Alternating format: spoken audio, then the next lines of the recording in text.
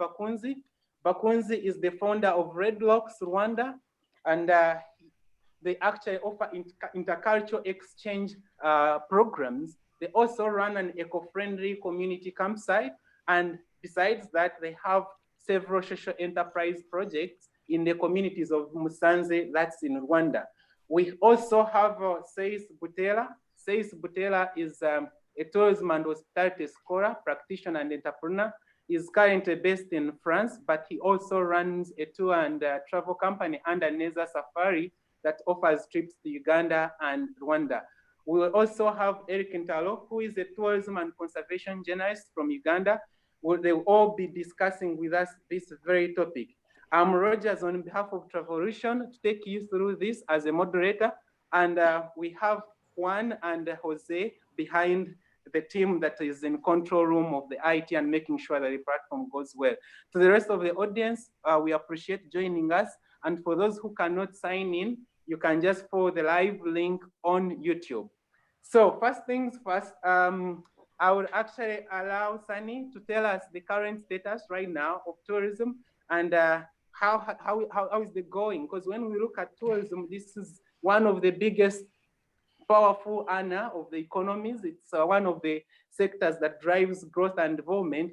And according to United Nations World Tourism Organization, UNWTO, they've actually, in their report of 2019, international tourist arrivals reached 1.4 billion. That itself tells us what it means. And with the current COVID crisis, it's not a surprise that everyone is trying to discuss the future of tourism because it's a very big sector that drives economies. Besides that, we know that United Nations, under the current sustainable development goals, tourism is one of the drivers for communities to achieve sustainable holistic development. And we cannot discuss that minus discussing community-based tourism. So Asani, I will ask you to, in just opening remarks, to tell us the current status of tourism at the moment. How is it? Well, actually, I think tourism is went to a complete stop, right? So I haven't heard about any people traveling at the moment, as a lot of countries are in lockdown or partly lockdown. You see that there is a lot of concern about companies going not making it post-pandemic.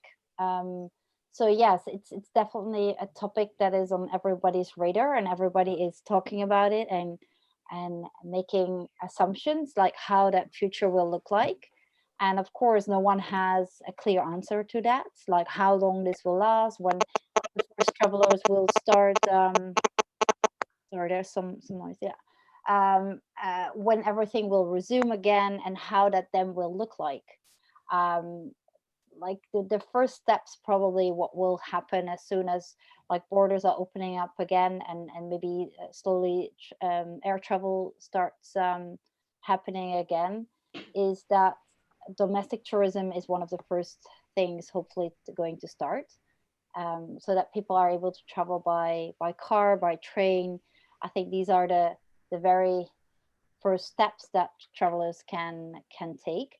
And then the next one, and that's for us also very important, is as I Like Local is catering towards travelers from Europe, US, Australia, but we are present in Asia and Africa. So for us, like, air travel is crucial.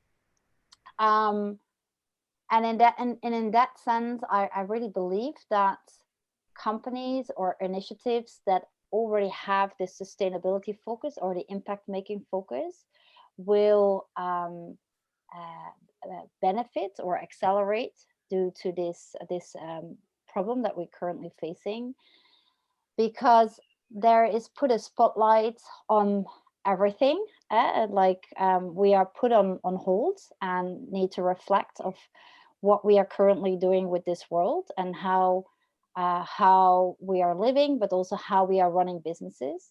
And I do believe that businesses that already take into account not only profit making, but looking at how can I contribute as well and not affect negatively the planet that we live on, that will that will help, and that will sustain them.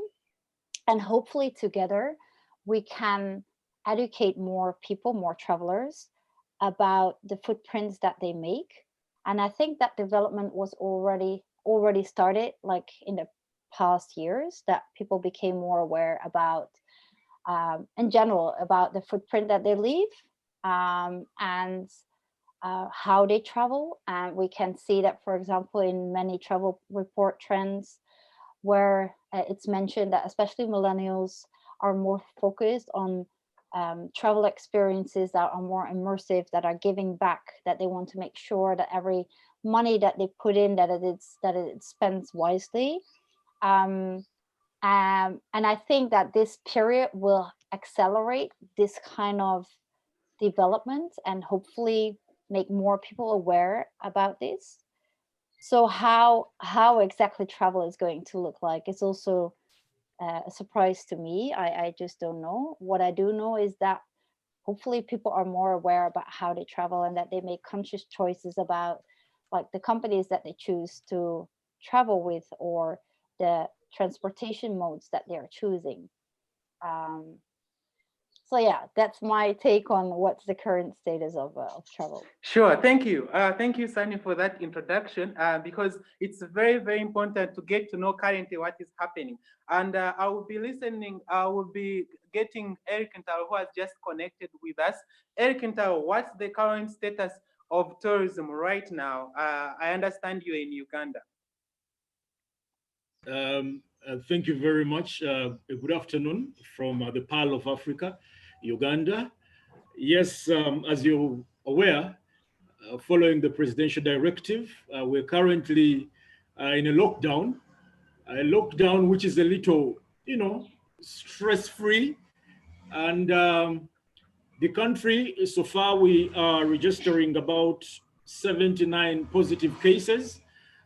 These, let's say the last 10 have been as a result of truck drivers crossing from one country to the other.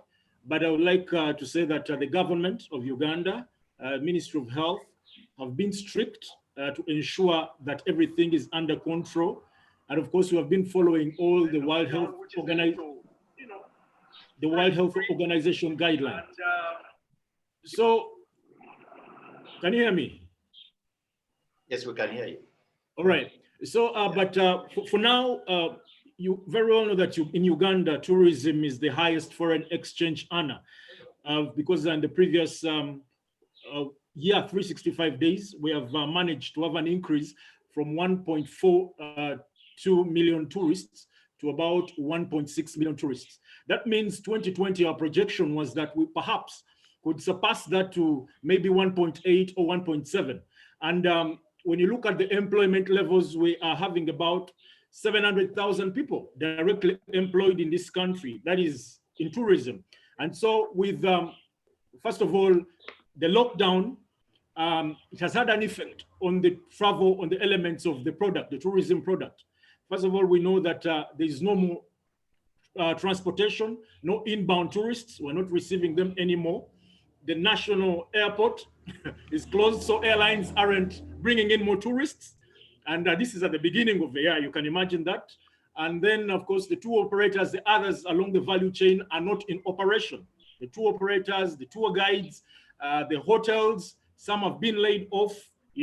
Travel agents are having issues with airlines, trying to request for maybe some kind of support, to ensure that they stay upright in this situation.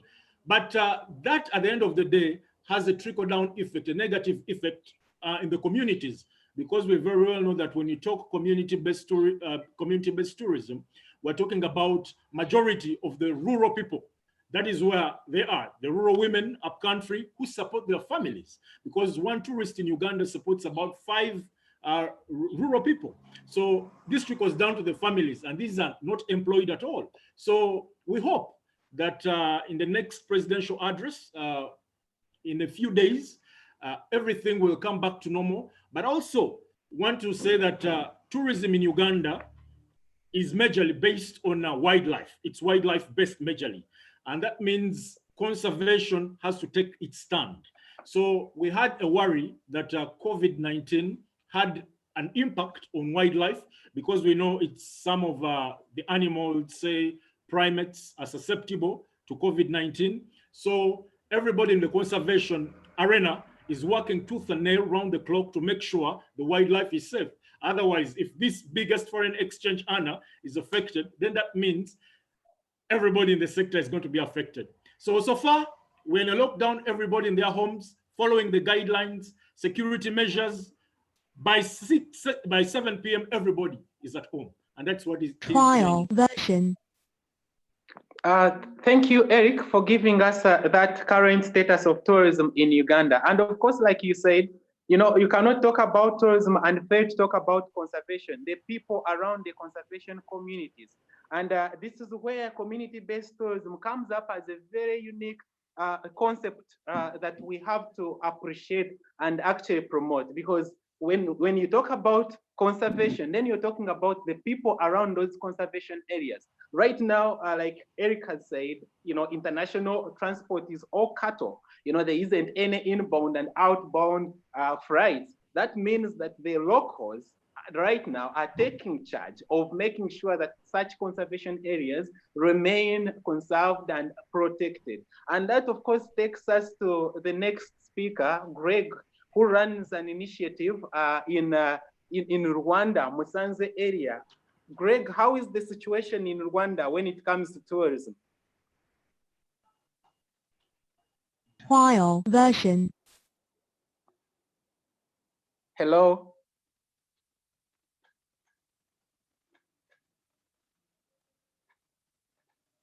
Hello?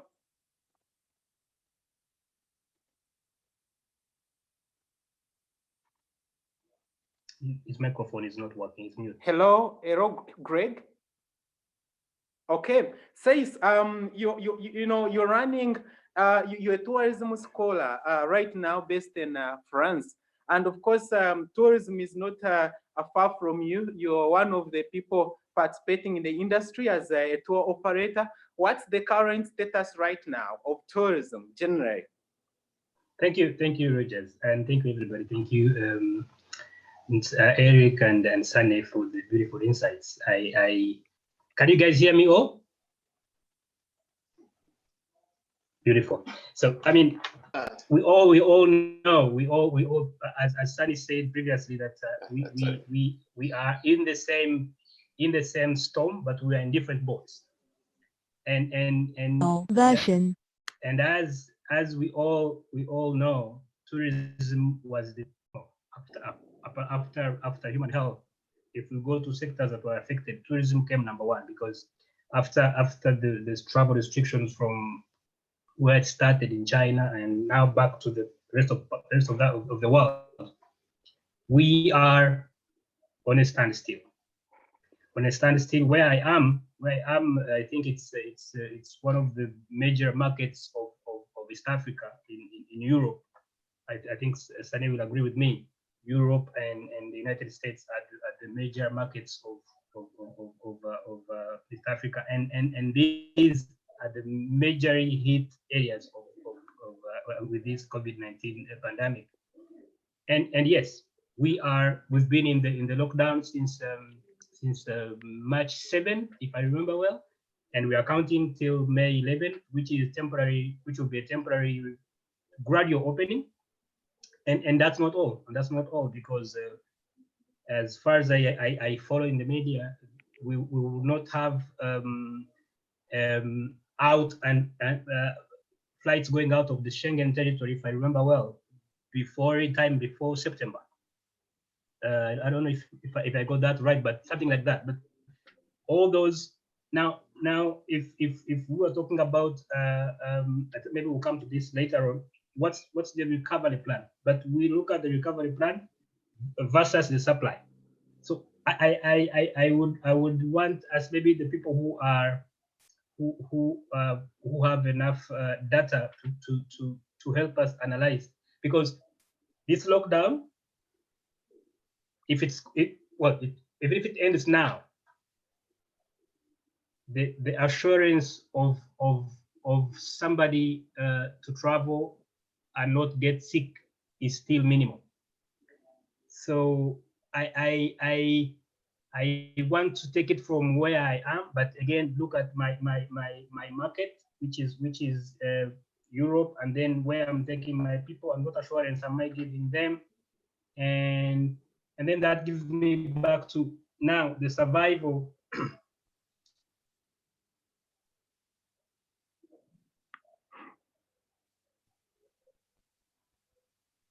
Where we know you and that, maybe some of the middle range travel companies that actually earn whatever that whatever helps them to run their companies.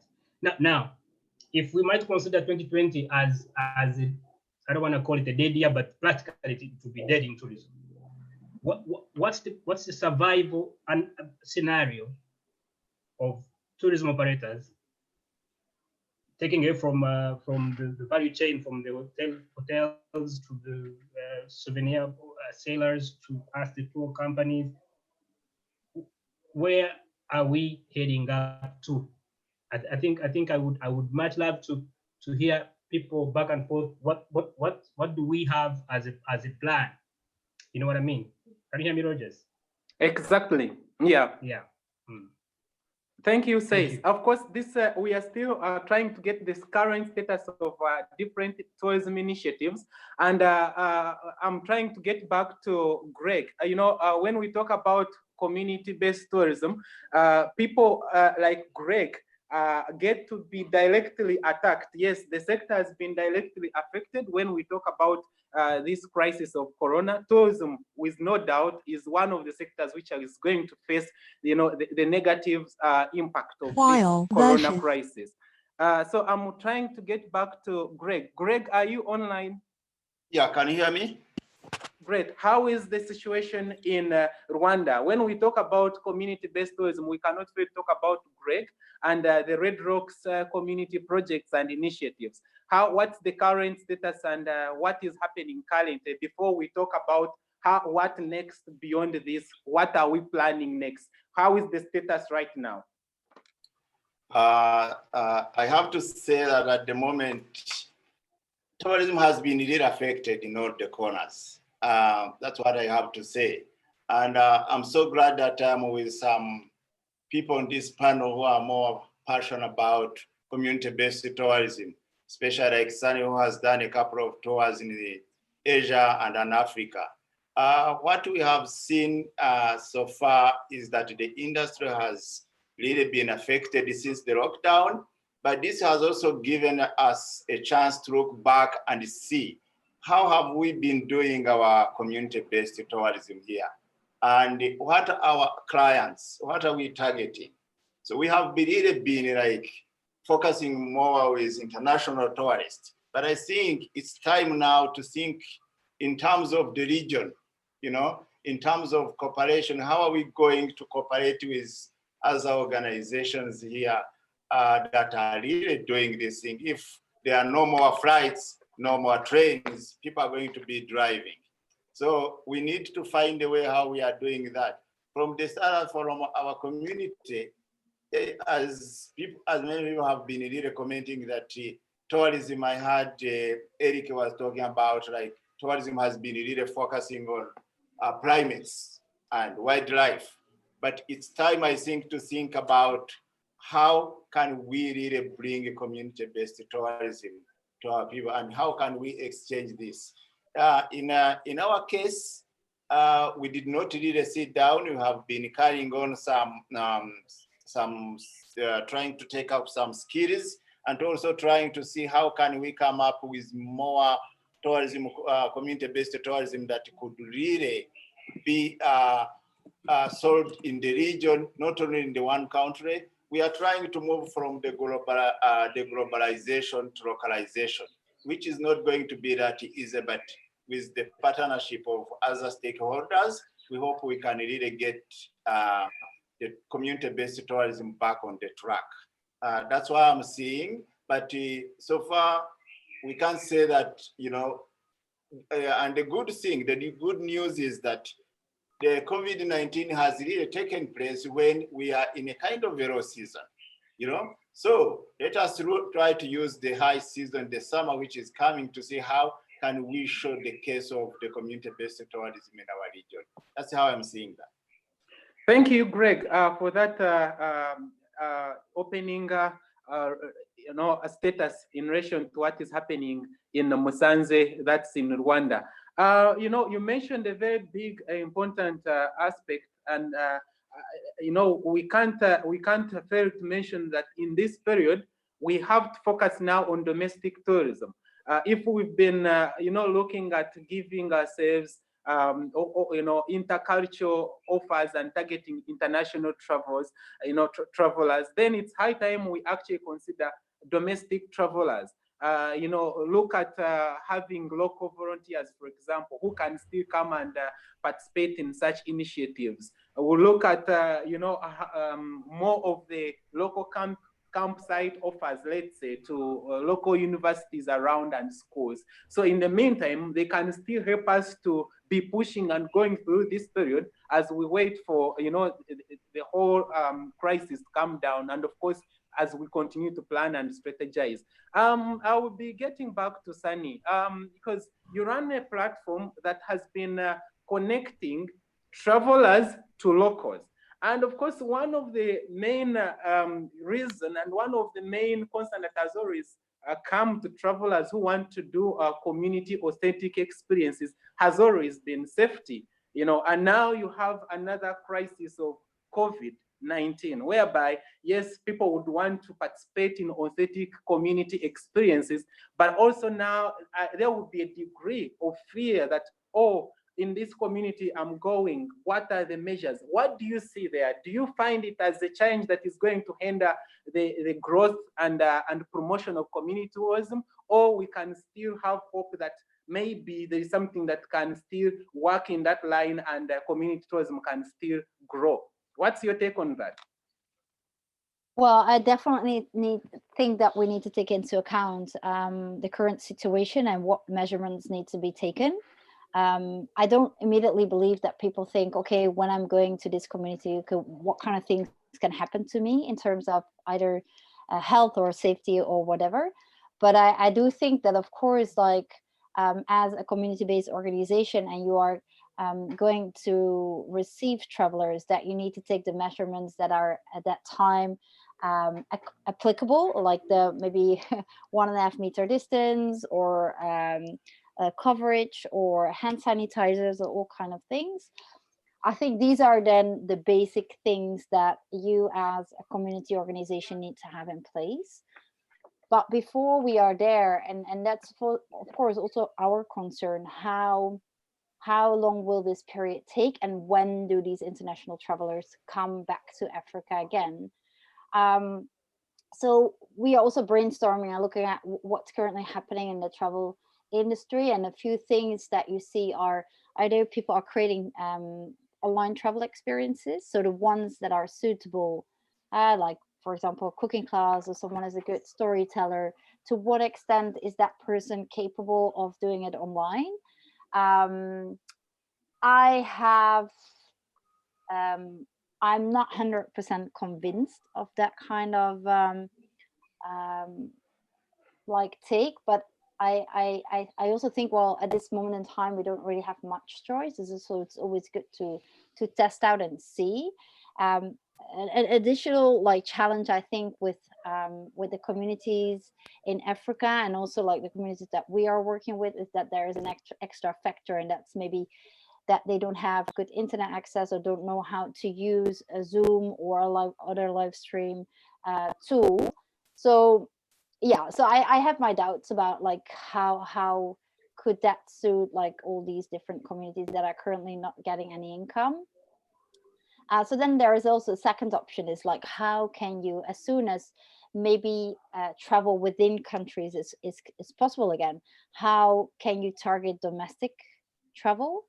But and that's maybe like something that you or other people in this call can join in as well. To what extent is that really feasible? if I look at the Kenya market, I know the Kenyan Tourism Board is really trying to let more Kenyans travel. But I don't know if even that is possible as soon as we start like getting things back to normal. And then also, would they be interested in joining in local experiences or community experiences? And maybe Greg can tell a bit more about, or some other people can tell a bit more about who are running community organizations. What is your main customer base, and do you see a lot of locals joining as well?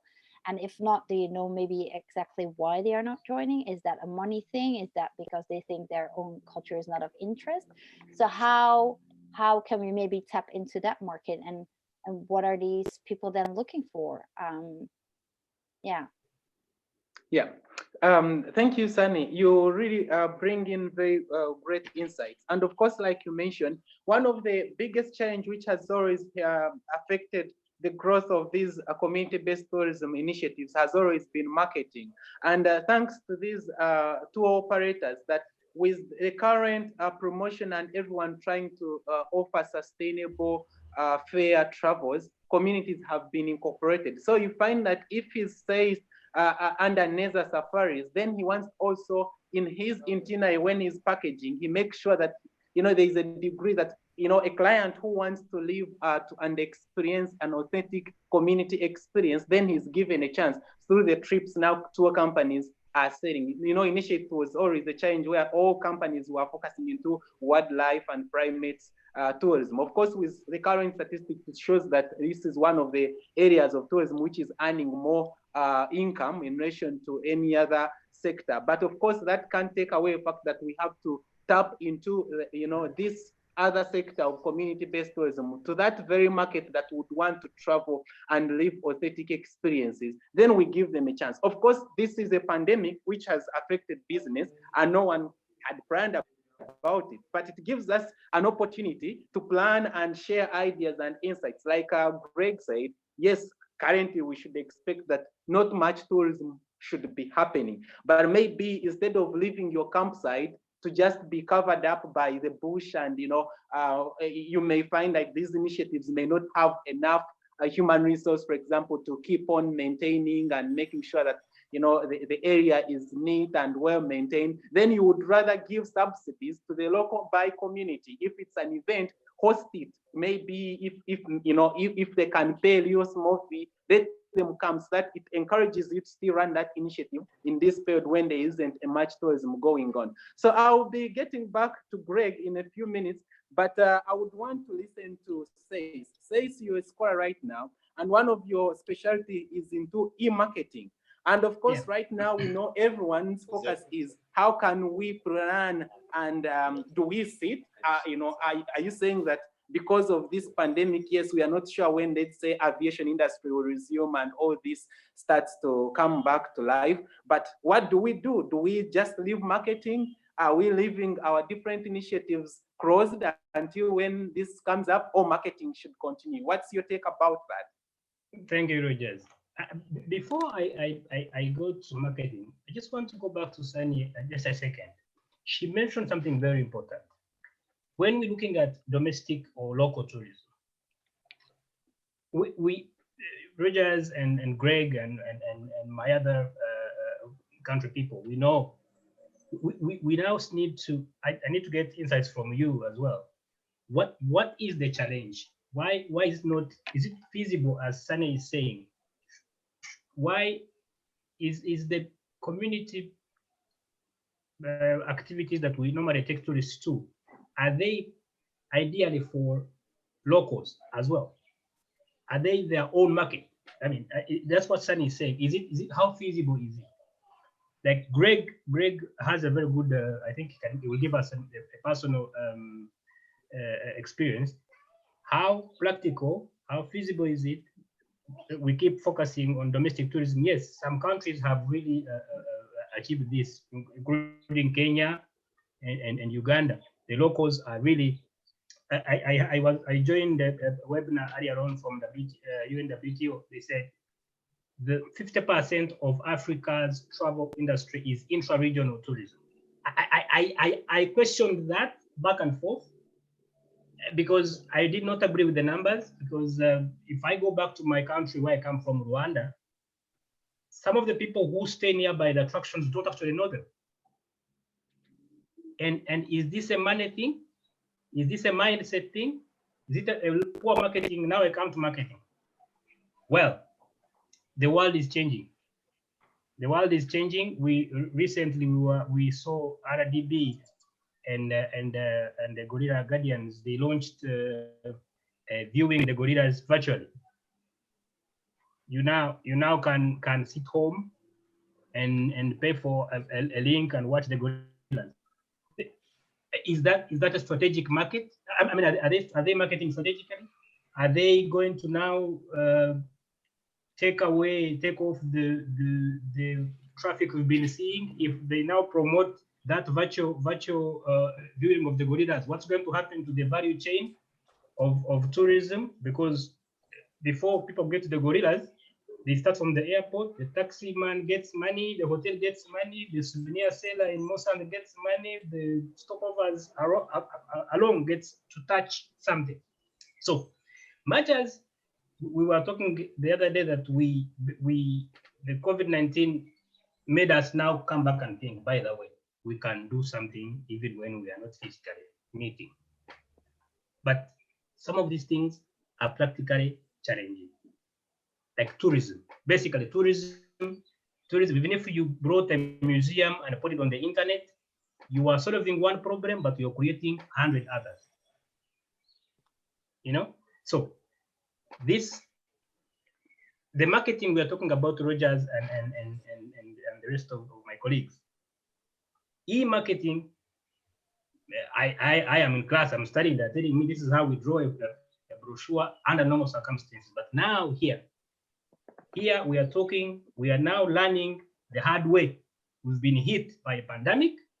Yes, we will put a museum on the internet. I saw a lot of museums in Italy and Spain showing that, but that is killing the industry. Agree with me or not? Because tourism is not what the last client sees. It is what the chain means. So coming back to your question, Rogers, of marketing, that's very true. Marketing has been a bigger challenge to the emerging markets. When I say emerging markets, I include East Africa, where I fetch my dollars every month. That back then. Now I fetch no more. We still have a gap when it comes to how we market. But again, our gap is also subject to a lot of factors, including skills, because we might not know who our market is. We go to Facebook and post whatever we are posting, and it is going to be considered as scam by other people who post the same. That we're having a talk the other day, the way our colleagues in India and Pakistan turned Facebook into a scamming market for tourists. So how strategically can we market? Strategic marketing requires training. Those are skills. Now, Eric Ntalo, when I talk about communication, he will hear me right. You can communicate, but when you communicate to the wrong people, you will not be communicating. Thank you, Says. You bring in Eric Ntalo, because at the end of it all this has opened us to start think and plan and make new strategies. To you, Eric, as a travel journalist who fronts conservation a lot, you've been writing. Tourism cannot rely just on the initiatives we have. It cannot just be the national parks. You must be enticing people to come and choose you. So it calls for aggressive marketing. To you as a travel journalist, what do we need to do at this moment? How can we still make ourselves relevant in the areas of marketing, because at the moment there are many exhibitions, very many conferences that cannot happen because of this pandemic. We actually, just saw the ITB Berlin, one of the biggest leading travel exhibition, being cancelled. And it never happened. And many others which have been supposed to be happening in these other months and they cannot happen. What are the new strategies that we can still use in this process and make sure that we get to those clients who may still be with the interest of traveling when all this has settled down? Eric. Thank you very much. I will start by saying that a few years ago when I was in a tourism class, they told me tourism is not meant for classroom. It is you going out there to experience, to have that experience from your home to the destination. And that is what is very important and makes a tourism product.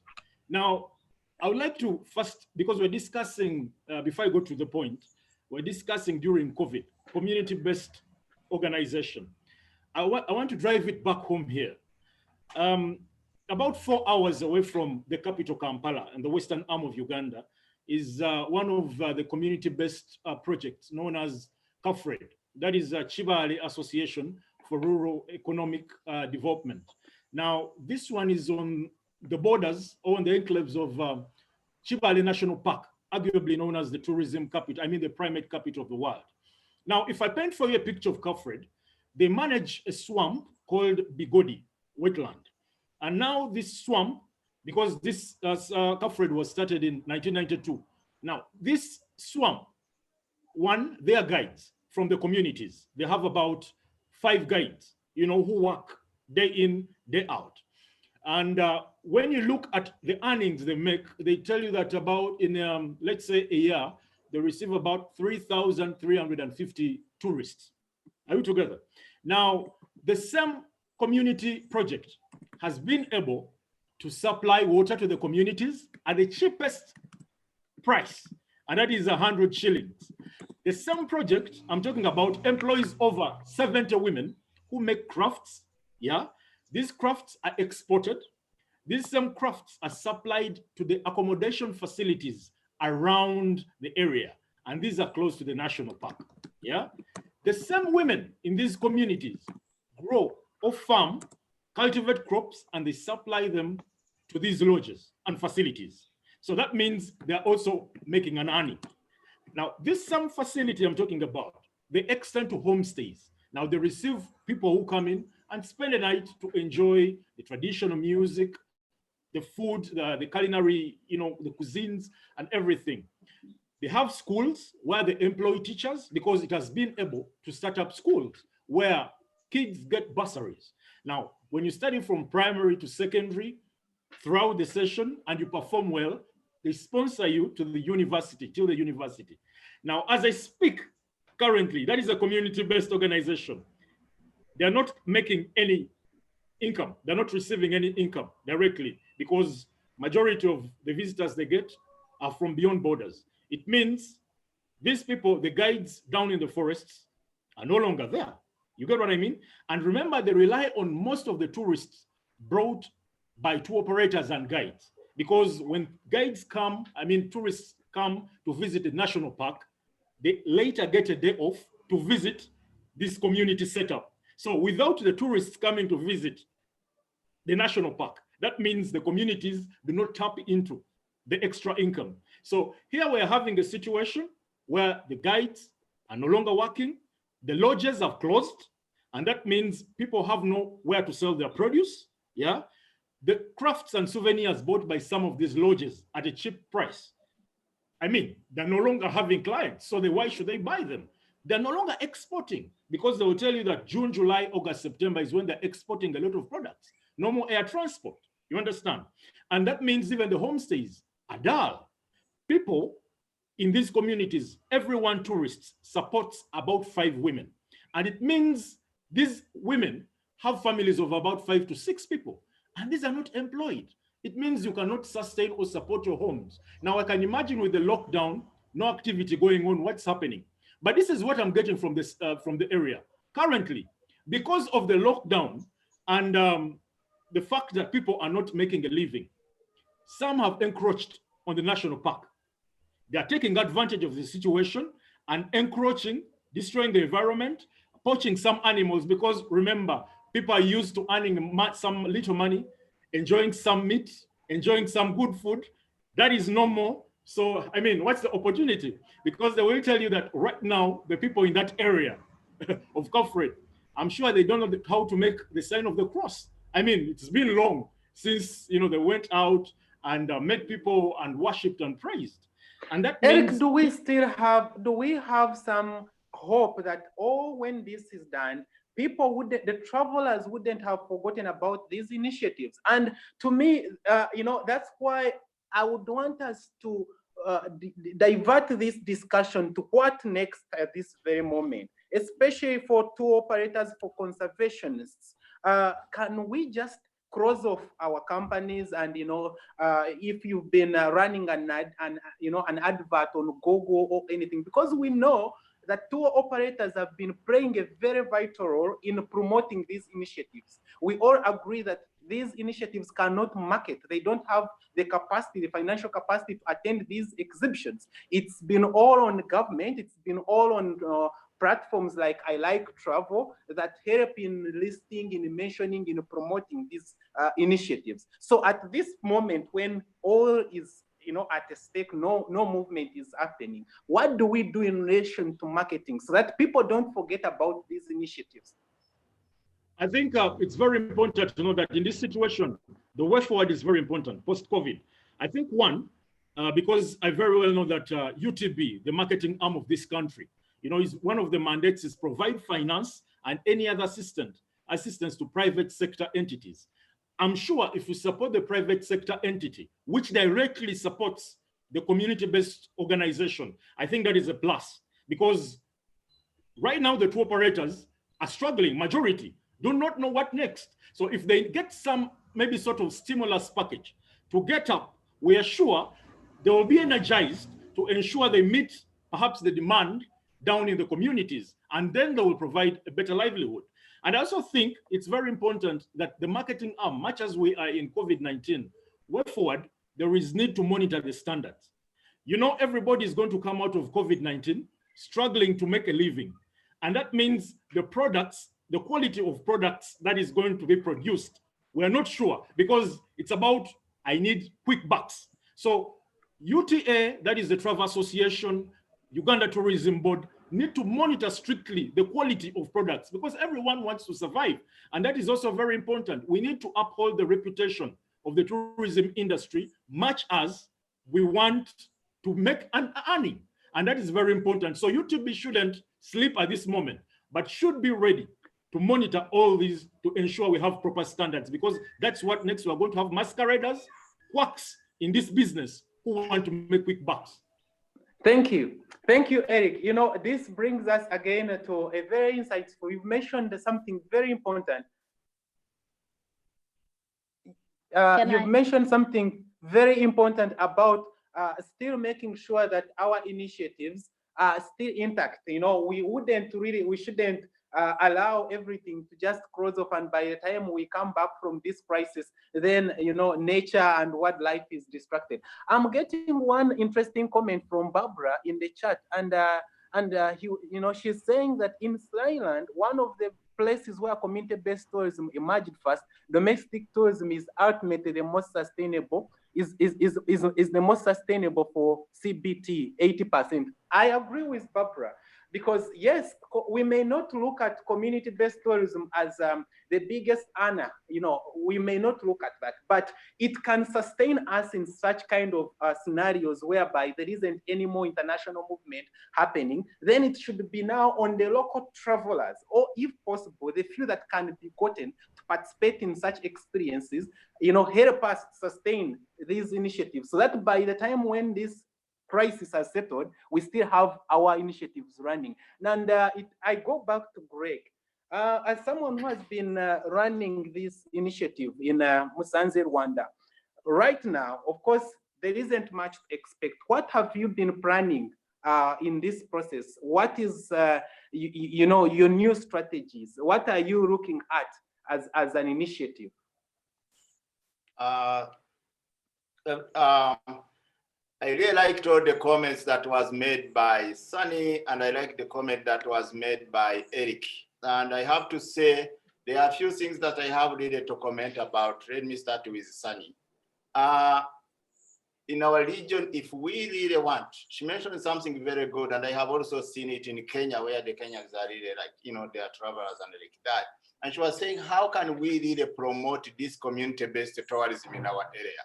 The only thing we need to do is to set up community events, is to set up food festivals. We need to see, let's say, for example, when someone goes, any tourist goes to Uganda, the first thing they talk about, hey, are you guys going to Kampala? Yes, I'm going to have, are you going to taste the Rolex? So that's very important. So we need to promote something like that, food festivals, workshops in our area, cultural tourism programs where we're going to invite people, anyone who's going to listen it when he's in Tanzania, Kenya, Uganda, saying, hey, let me go to Red Rocks. They have a festival tonight. They have a festival on Sunday about workshops. They have a workshop of art and conservation. So those are things that we need really to come out, and then we combine it together, and we get these people who are going to be driving, who can't even fly, but they are able to drive. They will say, there is a big festival going up in Nairobi. We should go there. It's only 2 hours, it's only a 1 day driving. So let's go and do it. So let us try to set up those kind of things. When it comes to Eric, I'm just going to go quick so that I can hit on every point. Eric, you mentioned really something where the community who have been benefiting on tourism are really trying to encroach the national parks and everything. So what I think from that is that it's the way how these people were really trained. So there is a thing that we need to combine conservation. We need to link link conservation and tourism together, so that we have one thing. They don't only depend on money making, but they also depend on skills and education. They need to be educated. I have taken this into my program. I have turned everything that we have been doing into a community conservation programs, and it's working. They are understanding that things will turn up to be good very soon. So what am I doing now? I'm saying, guys, all what we need to do, we need to grow our own food. We need to start thinking the way, how can we set up some sustainable programs for ourselves? Let's grow good food. Let's grow some food that is going to be, to come up in the next 3, 4, 6 months. So this is going to help us, and giving them, showing them a hope that the next 6 months, tourists are going to turn back. And when they turn back, they're going to find us when we are ready. This is also the time of giving them education. They need to understand that they are not going to be making money from the tourists and start like go out, have a nice meal outside, drink a beer, and they end up. That's going to really make them, they are not going to understand the value of that national park.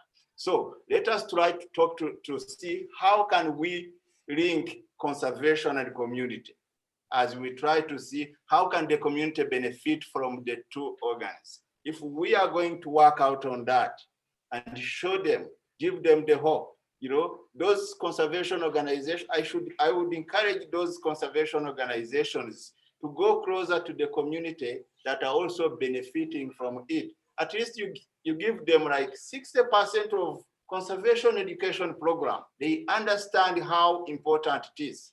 You show them. Thank you so much, Greg. Yes. So those are the way how I'm seeing it. You mentioned thank you, Greg. He has mentioned very key points. Education in this moment, especially for those initiatives, and of course planning and financial literacy. We all know how tourism operates. This is a seasonal business that, a pandemic like coronavirus it has teach the tour operators that, we have to plan for such kind of rainy days. So planning, financial literacy, and education are very key components, like how you've mentioned. And of course, the local festivals.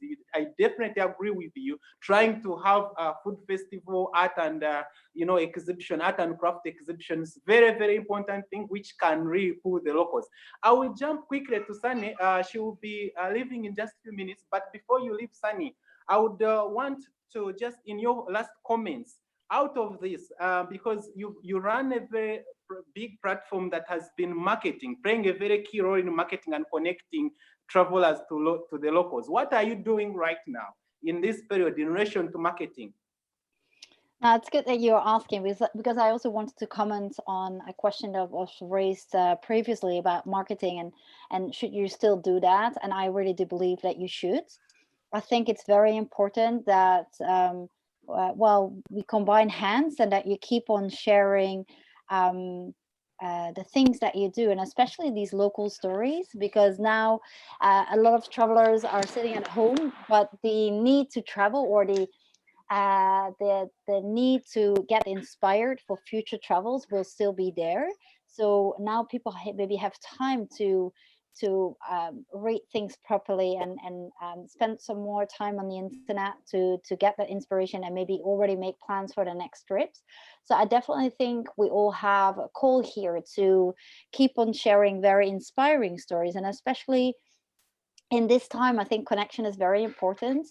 Connection between cultures and understanding how the world exactly looks like, how other cultures are dealing with this issue.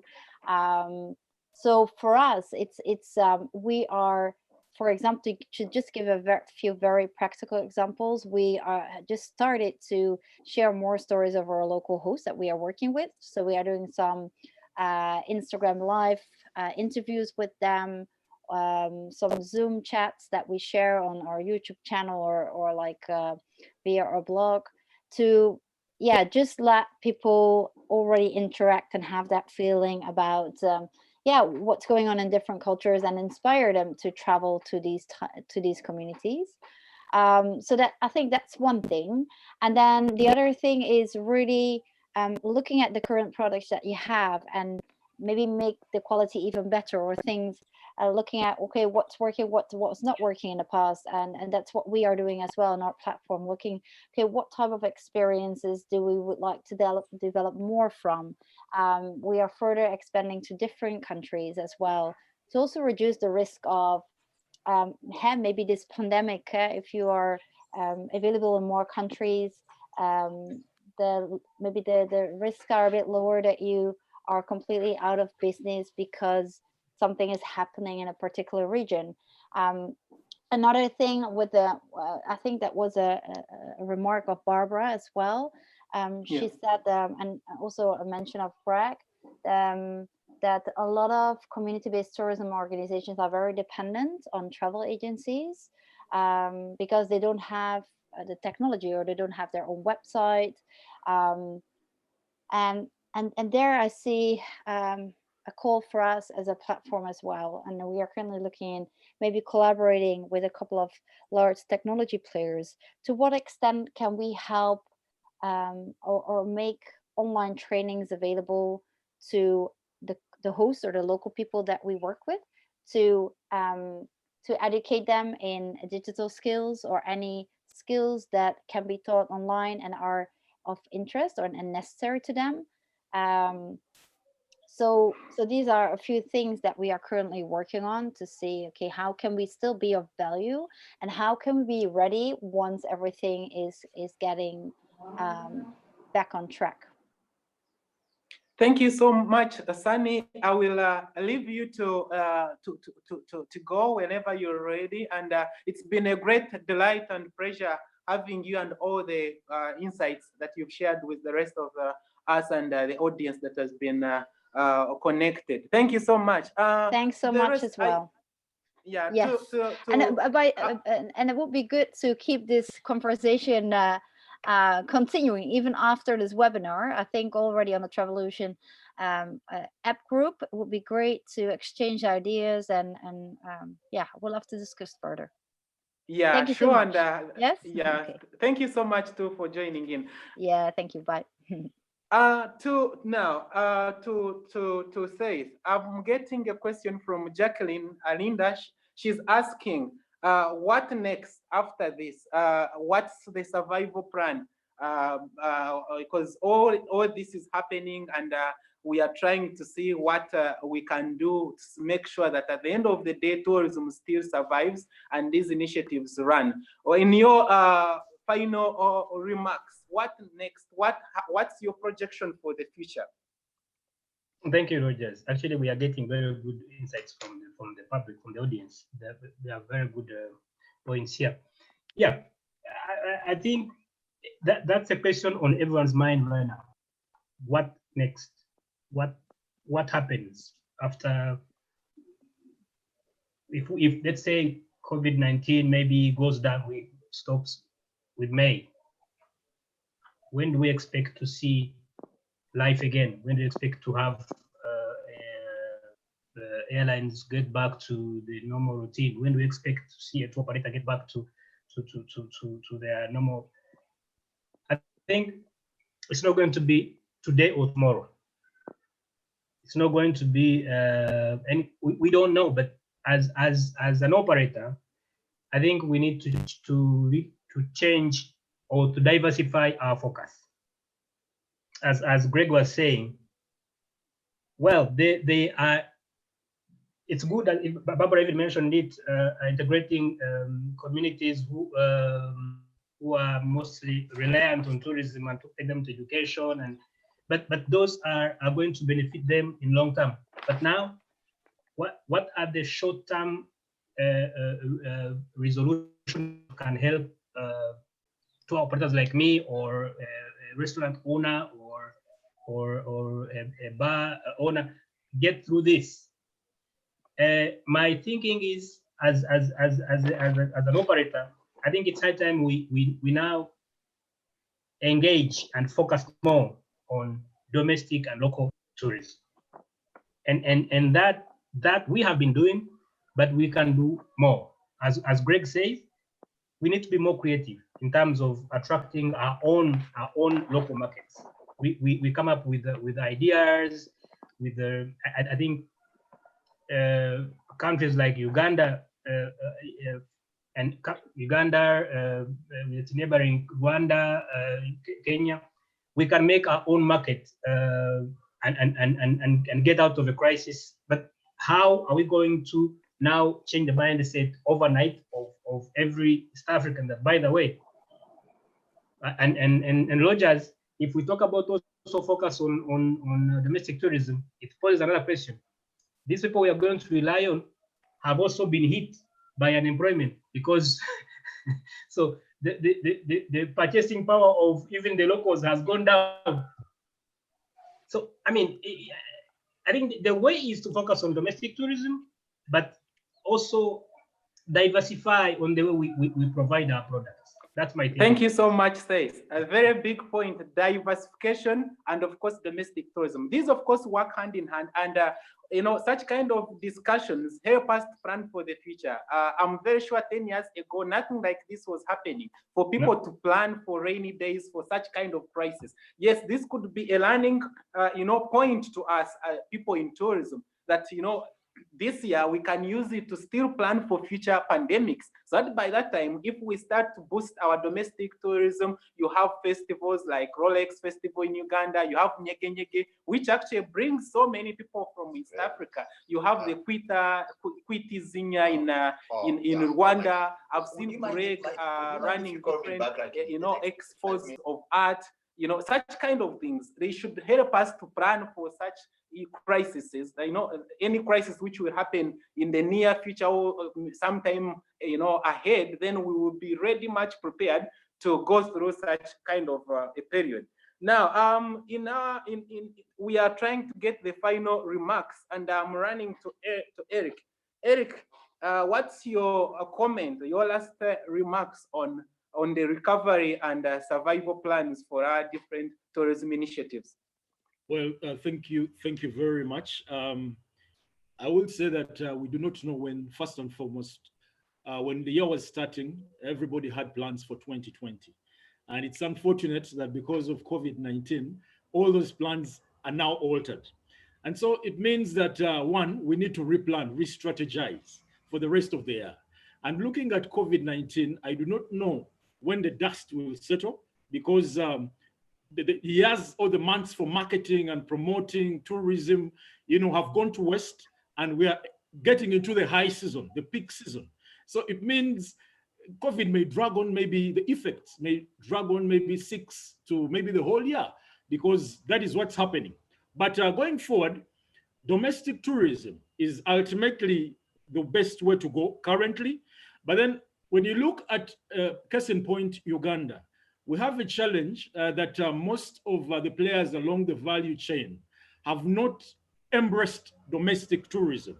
This starts with the tour operators who have given much attention to the international tourists. So that is a prick on the neck, how to adjust and handle that.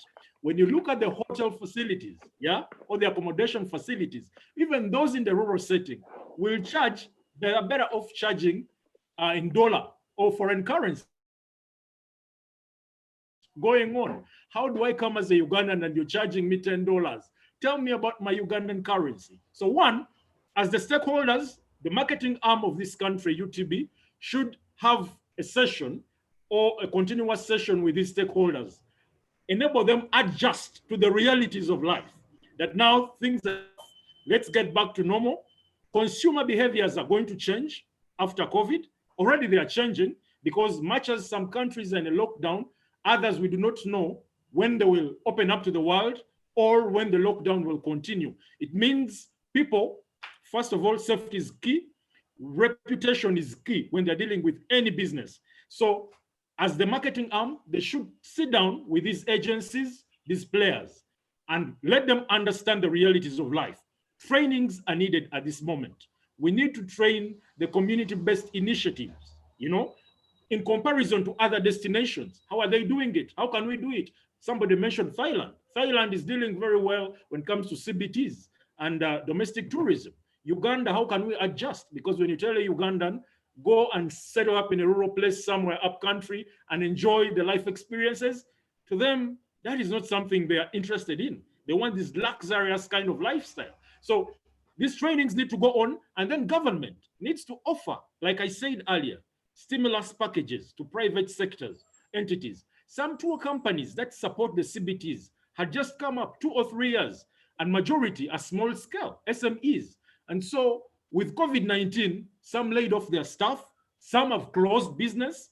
And so we need that boost, to get up to realities. Maybe government spends, lower the taxes and the interest rates, and ensure that they're back to business. With that, increase of more, we shall have more investments, and then perhaps it will trickle down to the other people. But then very key to note, I urge the government arm in this country, Uganda, they should monitor all the CBTs, the community-based organization, because what is going to happen around the spheres of tourism is we are going to have quack businessmen in this industry, because now people have been laid off. They want survival. They're looking for survival. So we're going to have fake tour operators. We're going to have quack guides. We're going to have people who are looking for quick bucks. And that is even all in accommodation. Online, somebody talked about online. People are looking for reputable organization. We're going to have very many businesses coming up online, in a snap of a finger. And that means people are going to fall prey to these quacks. So as the arm of tourism in this country, they need to monitor, have an eye, ensure quality assurance of all the businesses, so that we do not discredit the reputation this country holds. Thank you so much, Eric. Very, very, very, very insightful points that he has shared. And I entirely agree with you. We have to change the strategy and the focus. For East Africa to go through such kind of crisis, the strategy must change. And if let's say tour companies have always focused on international tourism, then they must understand that for sustainability, you must have an arm that if it's about budget allocation, as you're planning to go for this external exhibition, then you must have an arm, some budget somewhere to still entice the locals to, to book with your company, to come and stay a night or two at your hotel or accommodation facility. And the other thing which I get from your submission is destination marketing. As East African region, we have what we call destination marketing. We have statistics show that many Ugandans have been traveling to Kenya. So it means you traveling amongst ourselves as a region is not a problem. But how much of the region do we know? If Ugandans would know more about Red Rocks, about what is happening in Musange, I'm very sure, to just change a cultural experience would be exciting. For example, someone will have a need why he should cross over to Rwanda if he's from Uganda, because he feels he will see something different. This is the same area. You will be on a bus for, let's say, 6-hour drive, and you will be in Kigali, and you will have reason to go and participate in an experience there than if you stayed here. So destination marketing is very key. I've seen this with Latin America, whereby countries like Colombia and Chile, people just travel around, the same continent. And I feel when we talk about domestic tourism, we may not only talk about just traveling as natives in the same country, but trying to broaden and be regional so that we market a destination altogether. I'm ending with Greg. Greg, in your last remarks, what next? What's the survival plan for Red Rock and the tourism initiative?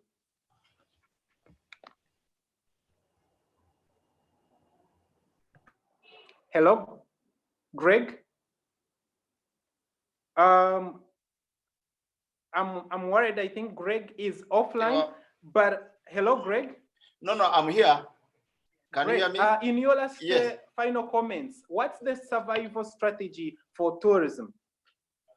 From what I have seen and from what I have been really experiencing and what I have also seen from the region, the most important thing is partnership. We need to develop this kind of partnership, because I need to develop a great partnership with you. I need to develop a great partnership with Sunny, anyone from Tanzania in a region. So we need this kind of partnership so that we can really develop domestic tourism. The other thing that, as you have been mentioning, we need these things, our culture needs to be visible. Who knows that there is a cultural center in Musanze, apart from maybe 99% of the people who knows this, they are those people who come from international tourists. But how can we make it for the region so that they know that we are carrying on events, we are carrying on workshops, we are carrying on experiences? It's not about, Eric was mentioning about that people don't want to immediately to go and experience what they know.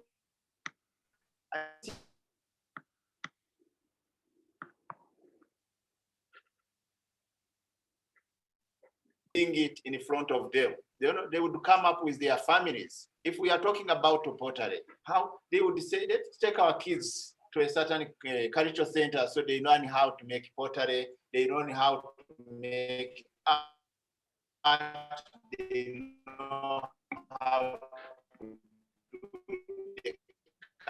Born in Kampala, their parents, they have enough funds to drive them. They have cars. They are not going to put them on a bus. They could even go and spend a week or 2 days. So I think we need to do more marketing and partnership.